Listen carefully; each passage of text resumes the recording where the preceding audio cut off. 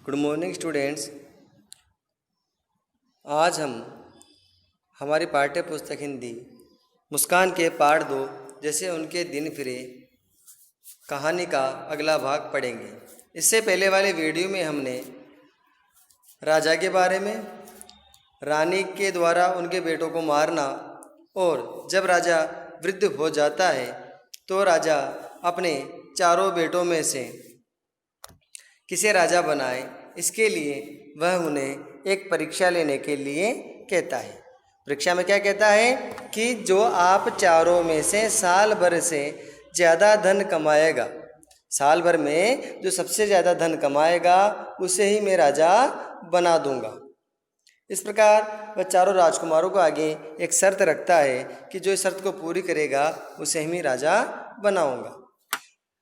उस राजा ने अपने चारों बच्चों में योग्यता देखने के स्थान पर उन्हें धन कमाने की योग्यता से आका और ये नहीं बताया कि धन कैसे कमाना है। अगर मान लीजिए कोई राजकुमार चोरी करके सबसे ज़्यादा धन कमाता है और वह राजा बन जाता है तो क्या वह अपनी प्रजा का पालन करेगा? नहीं। लेकिन राजा ने बिना सोचे समझे एक शर्त रख देता है कि जो ज़्यादा पैसे कमाएगा, ज़्यादा धन लाएगा उसे ही मैं राजा बनाऊंगा। इस प्रकार चारों राजकुमार पड़ोसी राज्य में चले जाते हैं धन कमाने के लिए। एक साल बाद फागुन की पूर्णिमा को वापस आते हैं। सबसे बड़ा पुत्र ने सबसे पहले बताया कि उसने 100 स्वर्ण मुद्राएं कमाई है और मैं राजा बनने का अधिकारी हूँ। बाकी 3 राजकुमार ने कितना धन कमाया, सबसे ज़्यादा किसने धन कमाया, ये हम अब पढ़ेंगे पाठ को अच्छी तरह से। वह मौन हो गया। राज्यसभा में सन्नाटा छा गया। राजा ने दूसरे पुत्र को संकेत किया। वह बोला, पिताजी, मैंने राज्य से निकलने पर सोचा कि मैं राजकुमार हूँ, क्षत्रिय हूँ, बाहुबल पर भरोसा करता हूँ। बाहुबल यानी बाजुओं का दम, अपने हाथों में ताकत पर भरोसा करता हूँ। इसलिए उसने क्या किया, उसने पड़ोसी राज्य के राज्य में जाकर डाकुओं का एक गिरोह संगठित कर लिया। वह मेहनत से धन कमाने की अपेक्षा एक डाकू बन जाता है और लूटमार करने लग जाता है। कौन सा राजकुमार? दूसरे नंबर का राजकुमार। धीरे धीरे मुझे राज्य कर्मचारियों का सहयोग मिलने लगा और मेरा खूब अच्छी तरह से चलने लगा। बड़े भाई जिसके यहाँ काम करते थे उसके यहाँ भी मैंने 2 बार डाका डाला। इस तरह 1 साल की कमाई में मैंने 5 लाख स्वर्ण मुद्राएं मेरे पास है। मेरा विश्वास है कि राजा को साहसी और लुटेरा होना चाहिए। देखिए छात्रों, उसने क्या किया, डाका डाला और उस डाके में किसने सहयोग किया? उसके डाके के अंदर जब वह लूटपाट करता था तो राज्य के कर्मचारियों ने उसका सहयोग किया। जिन राज्य के कर्मचारियों को उसे रोकना चाहिए था वह ही उसकी लूटपाट में सहयोग करने लगे और उसे डाका डालने में मदद करने लगे। जिस राज्य के कर्मचारी ऐसे हों तो उस राज्य में भला किसका अच्छा हो सकता है। इसलिए एक राज्य में कर्मचारियों का ईमानदार होना बहुत ही ज़रूरी है। दूसरा, जो राजा बनने वाला था वह खुद डाका डालेगा तो क्या वह अपने प्रजा का पालन करेगा? अपने प्रजा को सही सुख सुविधा दे सकता है? नहीं ना। लेकिन इस पाठ में यही बताने की कोशिश की गई है कि व्यक्ति अपनी योग्यता से ज़्यादा उसके धन को महत्व दिया जाता है, व्यक्ति को महत्व नहीं दिया जाता है। अब वह राजा से कहता है कि मैंने 5 लाख स्वर्ण मुद्राएं कमाई है। मेरा विश्वास है कि राजा को लुटेरा भी होना चाहिए। क्या होना चाहिए राजा को लुटेरा? नहीं, राजा को कभी भी एक लुटेरा नहीं होना चाहिए। अगर राजा ही लुटेरा हो गया तो प्रजा को लूटेगा और प्रजा के कमाए हुए धन को खुद ऐशो आराम में व्यतीत करेगा।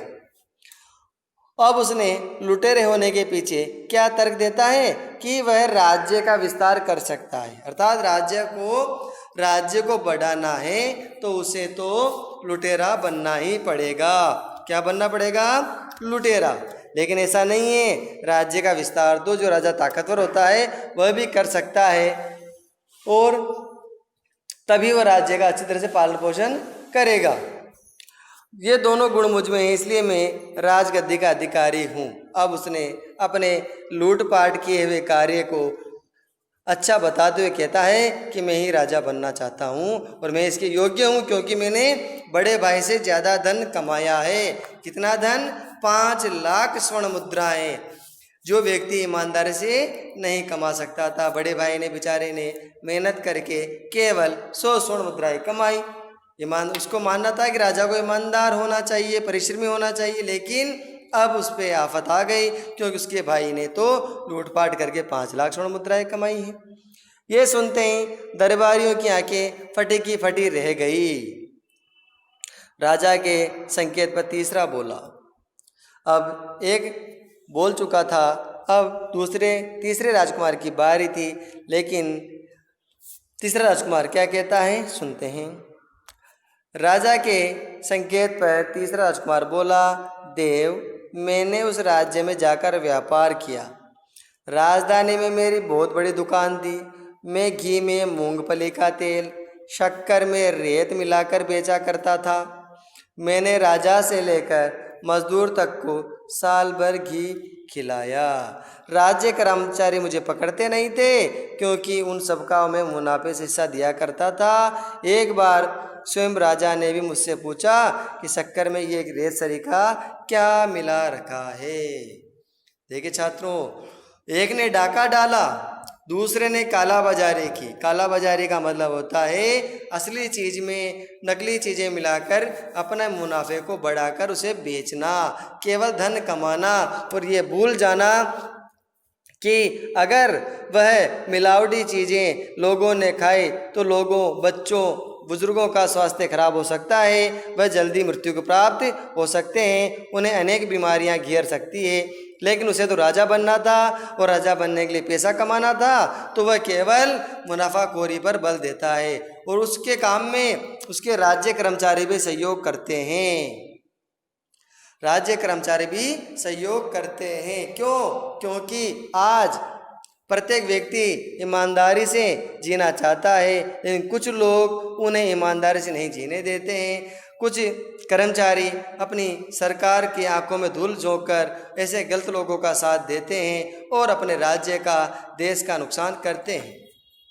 लेकिन राजा को तो चाहिए ना कि वह किसी पे विश्वास न करे, राज्य में क्या हो रहा है उसका खुद ध्यान रखे। लेकिन जब राजा को शक हुआ और उसने पूछा कि उसमें क्या मिला रखा है, तो मैंने उत्तर दिया, हे करुणा निधान, हे दया के भंडार, ये विशेष प्रकार की उच्च कोटि की खदानों से प्राप्त शक्कर है, जो केवल राजा महाराजाओं के लिए मैं विदेश से मंगाता हूँ। राजा ये सुनकर बड़ा खुश हुआ। देखो प्यारे छात्रों, अब यहाँ राजा की मूर्खता है कि उसने उसकी कही हुई बात को सत्य मान लिया, उसकी जांच नहीं की, और उस राजा की मूर्खता का फल पूरे राज्य की प्रजा को उसके मिलावटी सामान को खाकर भुगतना पड़ेगा। हमेशा एक अच्छे राजा को चाहिए कि वह किसी के बात पर विश्वास ना करे और उसकी प्रजा के साथ क्या हो रहा है खुद जांचे। लेकिन प्रस्तुत पाठ में केवल धन को महत्व दिया गया है। कर्मचारी भी धन कमाना चाहते थे, वह व्यापारी जो राजकुमार था वह भी धन कमाना चाहता था, और इधर राजा को भी आराम था क्योंकि उसे आराम से धन मिल रहा था। इस प्रकार सभी धन से खुश थे। लेकिन जो प्रजा गरीब थी, बेचारी मजदूर प्रजा थी, वह इन लोगों की मूर्खता के कारण धीरे धीरे उन मिलावटी सामान को खाने की आदी हो गई। अब आगे कहता है कि बड़े भाई ने जिस सेठ के यहाँ बोरे ढोटे थे, वहाँ मेरा ही मिलावटी माल खाता था। कौन मिलावटी माल खाता था? उसका बड़ा भाई। देखिए प्यारे छात्रों, उसने अपने भाई को भी सिर्फ राजा बनने के लिए, पैसा कमाने के लिए मिलावटी सामान खिला देता है। देखिए, एक धन के कमाने के लालच में व्यक्ति इतना अंधा हो गया कि उसके अपने परिवार, रिश्ता और मानवता को भूल जाता है, और सिर्फ पैसा कमाने के लिए लोगों को, यहाँ तक कि अपने भाई को भी मिलावटी सामान खिलाता है। मंझले लुटेरे भाई को भी मूंगफली का तेल मिला, घी, रेत मिली शक्कर खिलाई। मेरा विश्वास है कि राजा को बेईमान और दुष्ट होना चाहिए। तीसरे राजकुमार के अनुसार राजा को क्या होना चाहिए? बेईमान और धूर्त यानी चालाक कपटी भी होना चाहिए, तब इसका राज्य टिक सकता है। सीधे राजा को कोई एक दिन भी नहीं रहने देगा। मुझ में राजा के योग्य गुण हैं, इसलिए गद्दी का अधिकारी मैं हूँ। मेरी 1 वर्ष की कमाई 10 लाख स्वर्ण मुद्राएं मेरे पास है। कितनी स्वर्ण मुद्राएं? 10 लाख स्वर्ण मुद्राएं। दरबारी की आंखें फटी रह गई। क्यों फटी रह गई? क्योंकि 1 साल में एक व्यक्ति ईमानदारी से इतना पैसा नहीं कमा सकता है। लेकिन उसे तो सिर्फ राजा बनना था, अपने भाइयों को नीचा दिखाना था, इसलिए उसने अपने भाई से लेकर राज्य के हर व्यक्ति को मिलावटी सामान खिलाया और अपने कार्य को सही बताते हुए क्या कहता है कि राजा को धूर्त बेईमान होना चाहिए।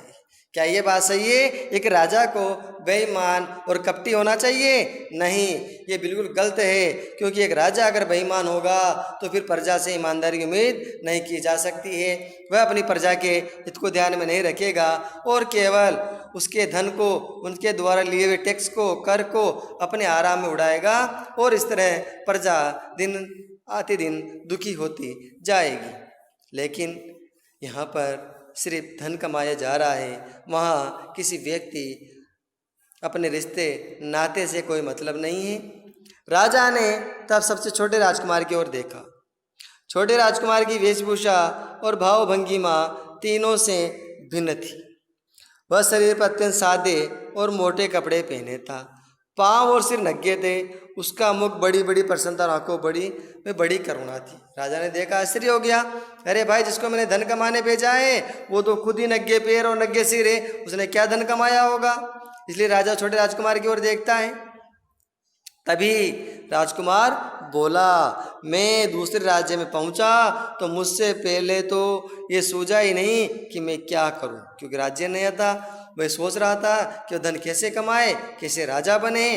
कई दिन भूखे प्यासे भटकता रहा। कौन भटकता रहा भूखे प्यासे? वह चौथा राजकुमार। और चलते चलते एक दिन अट्टालिका के सामने पहुंचा। अट्टालिका का मतलब होता है अत्यंत ऊंचा मकान, भवन। उस पर लिखा था सेवा आश्रम। क्या लिखा था? सेवा आश्रम, यानी जहाँ पर लोगों की सेवा की जाए। मैं भीतर गया, वहाँ 3-4 आदमी बैठे ढेर की ढेर स्वर्ण मुद्राएं गिन रहे थे। मैंने उनसे पूछा, भद्रजनों, तुम्हारा धंधा क्या है? भद्रजन यानी सज्जन। जब उसने देखा कि लोग इतना पैसा गिन रहे हैं तो इतना पैसा आया कहाँ से, क्योंकि उसे खुद भी पैसा कमाना था।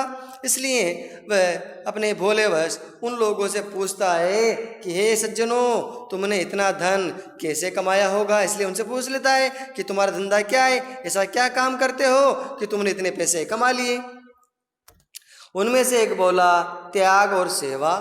मैंने कहा, त्याग और सेवा, ये तो धर्म है, धंधा कैसे हुए? छात्रों, किसी के लिए त्याग करना, किसी की सेवा करना, भूखे को खाना खिलाना, प्यासे को पानी पिलाना, किसी को मदद की ज़रूरत हो तो मदद करना और कभी कभी अपने सुख की परवाह न करके दूसरों की मदद करना, यही त्याग और सेवा है। ये धर्म है और हर धर्म ये कहता है कि पहले व्यक्ति का दुख सुख को दूर करना ही सबसे बड़ा धर्म है, सबसे बड़ी ईश्वर की सेवा है।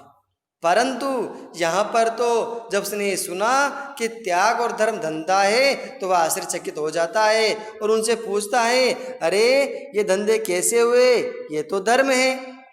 वह आदमी चिढ़कर बोला, तेरी समझ में ये बात नहीं आएगी, जो अपना रास्ता है ले। आदमी गुस्सा आ जाता है और कहता है, जा तू चला जा यहाँ से, तेरे समझ में नहीं आएगा कि हम क्या कर रहे हैं और क्या करना चाहते हैं। स्वर्ण पर मेरी ललचाई दृष्टि अटकी थी। ललचाई दृष्टि क्यों अटकी थी? क्योंकि उसे भी सोना कमाना था, पैसा कमाना था, इसलिए उसे लालच आ जाता है और सोचने लग जाता है इतना सोना कैसे कमाया। मैंने पूछा, तुम्हें इतना स्वर्ण कैसे पाया? मैंने कहा था ना कि उसे खुद भी पैसा कमाना है तो इनसे पूछ लेता है, क्योंकि उसे पूछना जरूरी था, वो भी पैसा कमाना चाहता था। वही आदमी बोला, धंधे से। मैंने पूछा, कौन सा धंधा? वह गुस्से में बोला, अभी बताया था ना, सेवा और त्याग, तू क्या बहरा है? तभी वह व्यक्ति उसे बोलता है कि अभी तो मैंने तुझे बताया था कि मैंने धंधे से पैसे कमाए हैं। प्यारे छात्रों, उसने कौन सा धंधा बताया था? त्याग और सेवा करना। इसलिए उससे आश्चर्य हुआ। वह दोबारा उससे पूछता, हो सकता है इसने बोलने में कोई गलती कर दी हो। इसलिए वह चौथा राजकुमार पुनः उस व्यक्ति से पूछ लेता है कि अरे आप दोबारा बताइए, आपने कौन से धंधे से इतने पैसे कमाए? तो उसे गुस्सा आ गया, क्योंकि राजकुमार ने क्वेश्चन दोबारा पूछा, उससे प्रश्न दोबारा किया। उसे कहता है, अरे तू बहरा है क्या? हमने त्याग और सेवा से ये धन कमाया है। जहाँ छात्रों उन्हें त्याग और सेवा पे धन खर्च करना था, लेकिन उन्होंने लोगों की आस्थाओं से खिलवाड़ करके, लोगों के मानवीय मूल्यों से खिलवाड़ करके और उन्हें मूर्ख बनाकर धन कमाया। आज भी हमारे आसपास कई ऐसे लोग हैं जिन्होंने धर्म को धंधा बना लिया है, प्राणी मात्र की सेवा को अपना बिजनेस बना लिया है, और मंदिर, आश्रम, ऐसी कई चीज़ें वे इसलिए बनाते हैं कि हम उनसे क्या करें? धन इकट्ठा करें। कई लोग आश्रम खोल लेते हैं और आश्रम में लोगों की सेवा करने के बहाने दूसरे लोगों से पैसा लेते हैं और उस पैसे को अपनी जमाखोरी, काला पूंजी में के रूप में इकट्ठा कर लेते हैं। इस तरह लाखों धन कमाते हैं, लेकिन बेचारी प्रजा अपने धर्म और विश्वास में उन लोगों की सच्चाई जाने बिना उन्हें दान देती रहती है, जिससे ऐसे लोगों का मनोबल बढ़ता रहता है। इसके बाद उस राजकुमार के साथ क्या हुआ, ये हम अगले हमारे वीडियो में पढ़कर जानेंगे कि चौथे राजकुमार ने कितना पैसा कमाया, उन चारों में से राजकुमार कौन बना और उसने पैसा किस धंधे से कमाया। ये हम हमारे अगले वीडियो में